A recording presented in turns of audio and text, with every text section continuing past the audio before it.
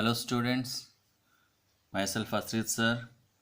Today we will continue the chapter metallurgy, the third portion, that is part 3. I'm making it as a continuation. Okay. So as we discussed in last class, the chapter metallurgy, which the reduction takes place, the reduction of oxides by four methods. First we converted the concentrated ore to its oxides, okay, by roasting and calcination. Then these oxides of metals again reduced by different methods. There are four categories as we discussed earlier: highly reactive metals, moderate reactive metals, less reactive metals, and least reactive metals. Okay, so the oxides of these metals, how they are reduced, we will discuss now. So just for an introduction, just information I am giving. The highly reactive metals like potassium, sodium, calcium, magnesium, aluminum, these are reduced by the technique that is called electrolysis. Clear? The moderately reactive metals like zinc, iron, lead, copper, all these are reduced, or the reduction takes place with carbon. These metal oxides are reduced with carbon. Less reactives, or the less reactive metals or oxides of these less reactive metals like copper, mercury, and silver, they are reduced by self reduction of the sulfide of their sulfide ores by heating only. Heating alone these sulfide ores, it will be reduced. And the least reactive like gold and platinum, they occur in native states. This much we discussed in last class. Now we will discuss in detail about the each technique we will discuss. Okay, the first one is reduction of oxides of highly reactive metals. These are the highly reactives as we discussed: potassium, sodium, calcium, magnesium, and aluminum.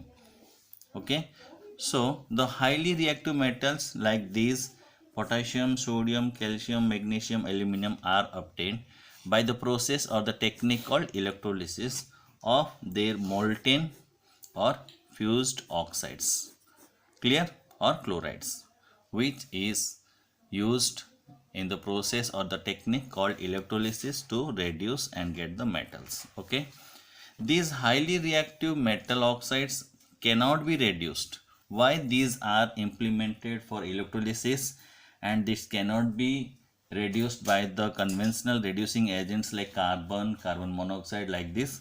Because these highly reactive metals cannot be reduced by the reducing agents like carbon or carbon monoxide, because these metals have strong or great affinity for oxygen. They are very strong oxides, great affinity for the oxygen, and their oxides are very stable in nature. Okay, so these are reduced by the technique called electrolysis.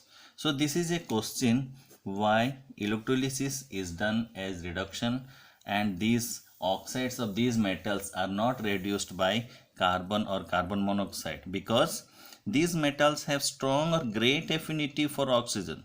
They are very much stable. Their oxides are very much stable in nature. Okay.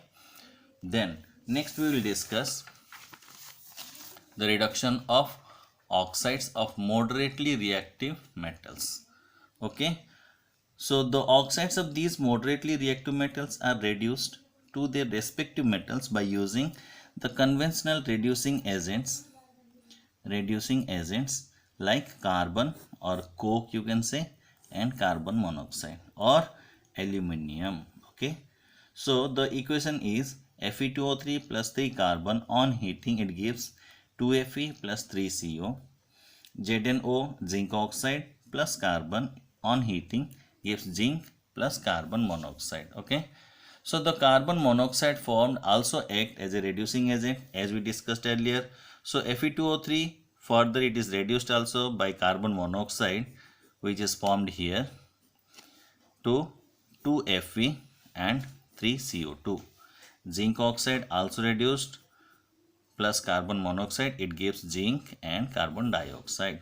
So in case of manganese, chromium, iron, carbon impurities is difficult to remove after carbon reduction. If these metals are reduced by carbon or carbon monoxide, okay, so carbon is the impurity which is difficult to remove from the metals. So carbon is not a suitable reagent or the reducing agent for these metals. So what happens? Aluminium is used as a reducing agent for manganese, chromium, iron. Okay, so the equation is MnO2 plus 4Cl 4Al gives 3Mn plus 2Al2O3 plus heat.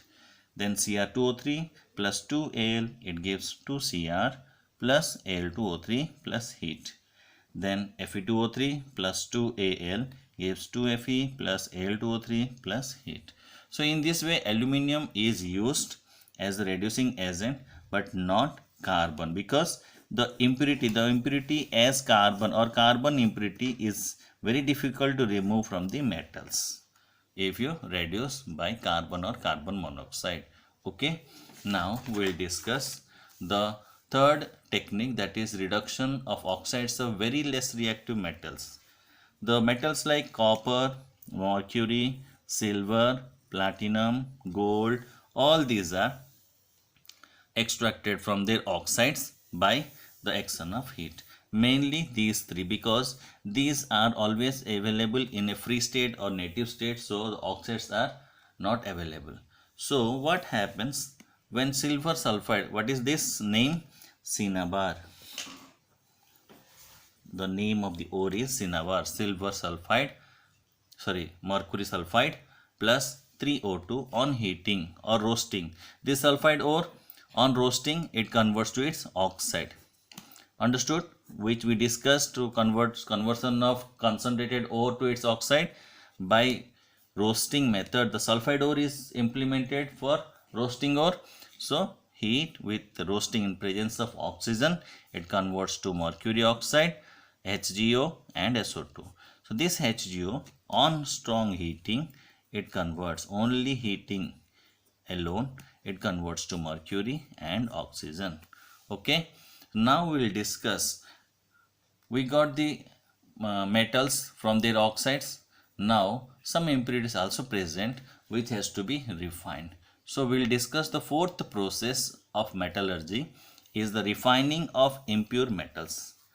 So even after reduction by the conventional reducing agents, the metals also associated with some impurities which alters the properties. Due to the presence of these impurities, it alters the properties of the metals. Hence, the process to purify the metals is called refining. Understood? So, to remove these impurities, purification takes place, or to purify these metals is called refining. Understood? So, what is refining? Understood? Then, depending on the nature of the metal and the impurities, certain refining processes are used.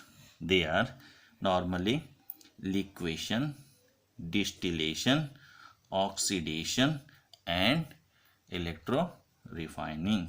These are the four processes where refining takes place and the impurities from the metals also removed, or else it alters the properties of the metals. So children, next class we'll discuss in detail about these refining processes. Okay, so what we discussed, these four processes we'll discuss later in the next class. But before that, what we discussed, the different methods or techniques for the reduction of the oxide ores. Okay, so you have to remember the equations as well as the process. Okay, thank you children.